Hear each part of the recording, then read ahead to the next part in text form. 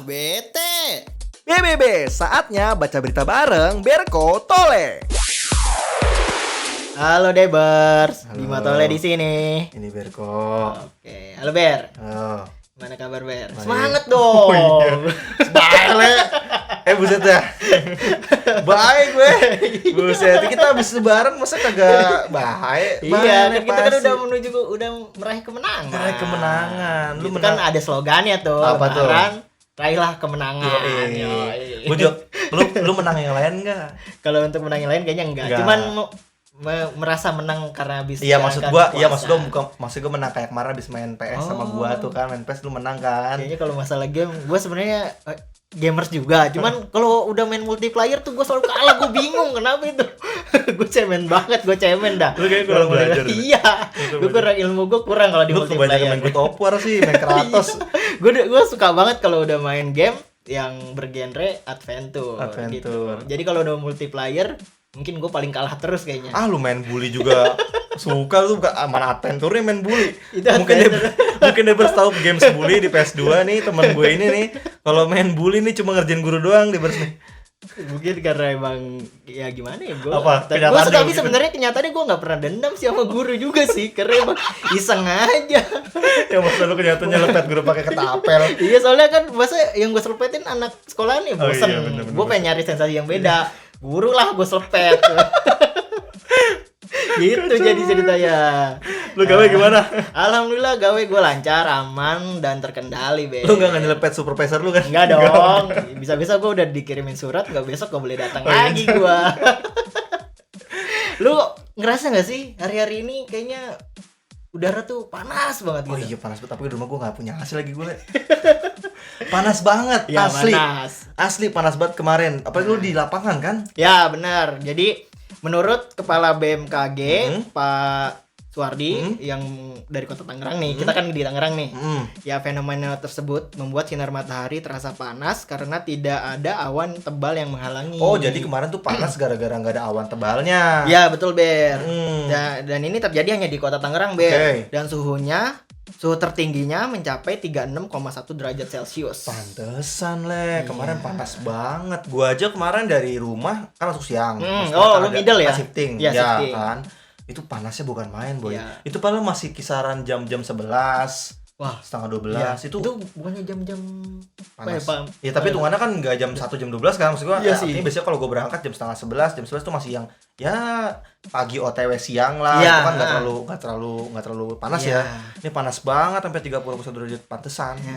Tapi untuk saat ini, Oke. Pak Suwardi menyatakan berdasarkan catatan suhu di Kota Tangerang kini berkisar di antara 31 sampai 33 derajat Celcius. Oke. Kata dia, suhu tersebut merupakan suhu normal di Kota Tangerang. Oke. Sepanjang 2021, bahkan suhu di Kota Tangerang juga berada di angka 33 sampai 34 derajat Celcius. Oh, berarti 36,1 derajat Celcius itu tertingginya kemarin. Iya, Pas tertingginya. kita ngerasain panas-panasnya kemarin itu, dan sekarang udah mulai normal. Ya, Di 31. enggak normal-normal juga, tetep panas. Panas. Cuman enggak sepanas nyelekit gitu. Iya, iya. Gitu biar maksudnya. Oh iya, tadi kan lu bilang kan 31 sampai 33 derajat Celcius untuk saat ini kan. Berarti kan untuk saat ini. mereka bilang juga itu udah normal. Jadi maksud gua 36,1 derajat Celcius kemarin itu tingkat paling tingginya Nah, ya, kemarin. maksudnya tingkat tinggi. Bahkan tadi lu bilang di 2021 itu sempat di angka 34 derajat Celcius ya. Iya, Padahal berarti naik 2 derajat Celcius doang ya. Kok kagok sih gua ngomong lu sih, Le. Jadi intinya 36 derajat 36,1 derajat Celcius. Naik 2 derajat doang itu panas banget Iya. berarti. Gimana sampai naik melebihi itu ya? Iya, gua nggak kebayang. Tapi lebih baik Le, misalkan kayak lu punya daerah di kayak minus 34 derajat kan. Kan dingin banget kan. Ah, iya dong. Ya maksud gua lu kayak 36,1 derajat Celcius kan panas banget. Iya. Dan lu ngebayangin kalau kayak misalkan di kutub utara gitu, misalkan sampai minus 36,1 derajat Celcius, itu kan dingin banget gitu ya. Dingin. Dan maksud gua kayak di kita kan tropis ya. Iya. Normal ya antara 31 atau mungkin 20 sekian, itu udah adem banget. Gua nggak bayangin Iya, kalau di udah luar kayak di Arab gitu kan panasnya bukan main, Le. Ya, dia itu di Arab bisa kisaran 37 malah. Ya, gue kalau di Arab kalau berangkat kerja nggak tahu gue pakai apa.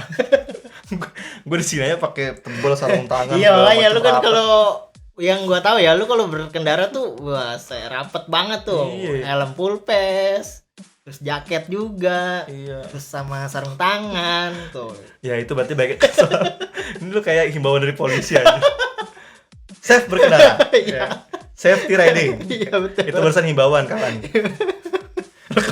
Nah lu kemarin liburan selama panas-panas itu kemana? Holiday. Gua selama panas-panas itu kayaknya ya paling satu kerja holiday pasti. gua itu. Itu kayak jadi holiday kita ya. Gue juga gitu lagi. Iya. Sama yang kedua, gua sempat diajak sama teman gua diajak nonton film. Oh film. Nah. Oh, nonton film. Iya. Oh Kidap juga nonton film ya. Gue pikir lu gak suka nonton Berhubung film. diajak Oh iya. dan gua juga pengen tahu, ya udah. Nonton apaan? Gua nonton film yang keluarannya dari Marvel itu loh. Anjay, apa tuh? Ya, Doctor Strange. Oke, Yoi. benar. So gue kemarin ngomong Doctor Stranger dah. Itu tulisannya Stranger, cuman kalau dibaca Strange. Oh, emang iya, Doctor Strange. Ya Strange. Kocak lagi ke customer gua. Dia Apa habis tuh, nonton. Ber? Seru banget nih, Dokter Storage. Waduh. Dokter penyimpanan. Makanya kata gua. Seru banget gua jadi penyimpanan gitu kan. Iya. Yang disimpan apaan gitu. Iya, Oh, makanya. berarti kemarin nonton Doctor Strange. Oke, Seru iya gak? betul. Seru dong karena di situ tuh dia punya kekuatan pokoknya hebat lah pokoknya. Gua pokoknya bisa bikin dunia Apa, pokoknya dunia baru? bisa teleport gitu. Oh, teleport. Teleportnya cepet banget Iya, gitu. iya, berarti maksudnya buat orang kayak lu yang bukan penikmat Marvel, ngerasa seru banget ya nonton Seru. Marvel yang tadi apa Doctor Stranger tadi Iya, ya. betul. Doctor Strange itu kan. Tapi sebenarnya kalau lu perhatiin dalam kurun waktu 2-3 minggu terakhir lah ya. 2 minggu terakhir lah.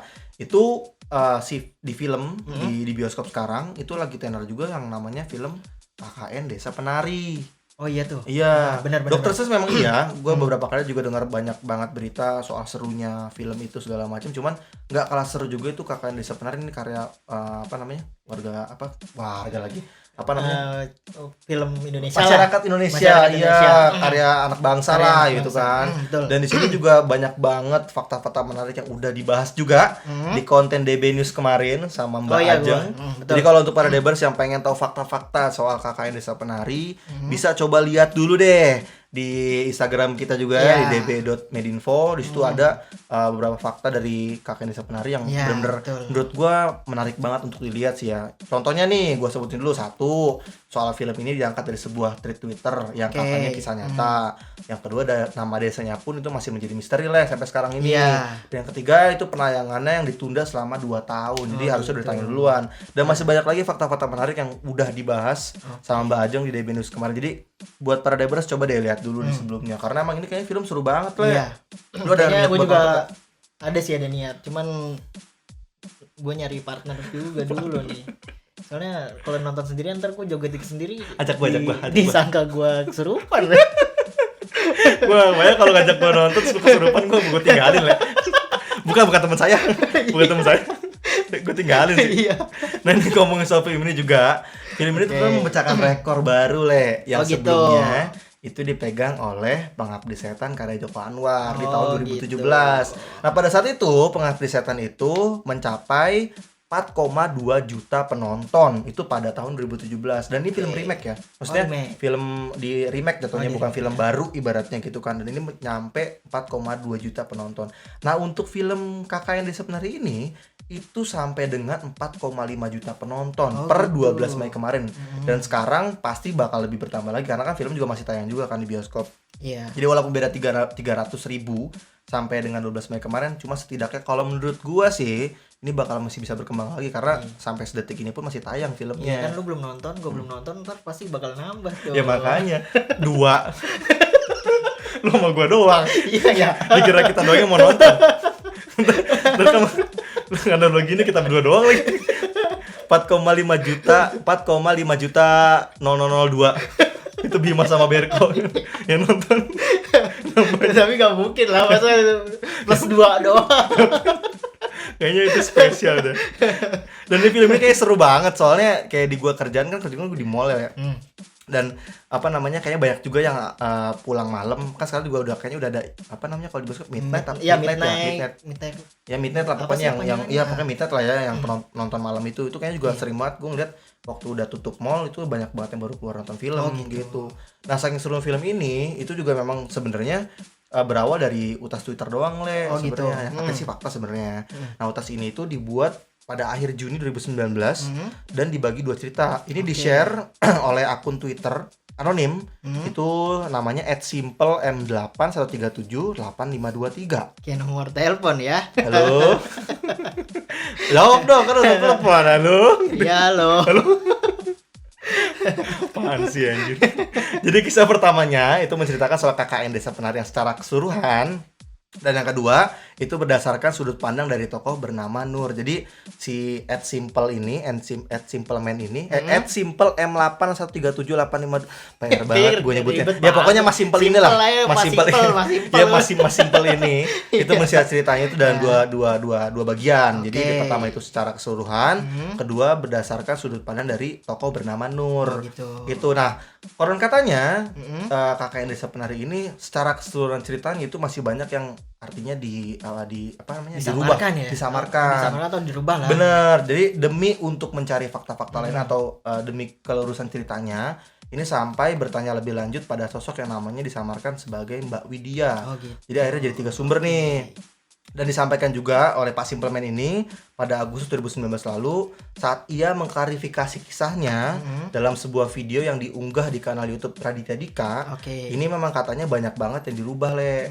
Jadi sebenarnya kalau yang gue baca tujuannya itu buat menjaga privasi daripada si yang ngalamin ini. Iya, yang ngalamin. Jadi kan kalau misalkan di namanya sama, terus kayak universitasnya disebutin juga, takutnya banyak ya sekarang kan UU ITE kan juga ketat banget kan, takutnya malah penyebaran baik dan lain-lain, makanya itu disamarkan semua. Tapi gue baca ceritanya emang serem banget sih.